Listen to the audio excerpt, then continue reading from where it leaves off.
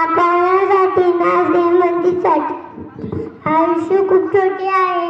आम्ही जगणार फक्त देशासाठी.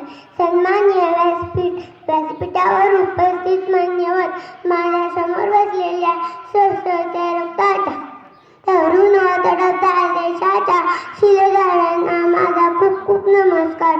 आज 15 ऑगस्ट हा दिवस भारतीयांच्या इतिहासातील सुवर्ण दिवस आहे. आज आपल्या देशाच्या सीमेवर आपले सैनिक आपल्या रक्षणासाठी नित्य आहेत.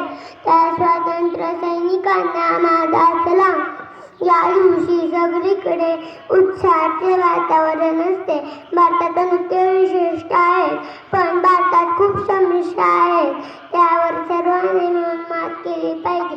देशातल्या सर्व नागरिकांनी एकत्र येऊन भारताला महासत्ता बनवण्यासाठी प्रयत्न केले पाहिजेत. एवढे बोलून मी भाषण संपवते. जय हिंद, जय भारत.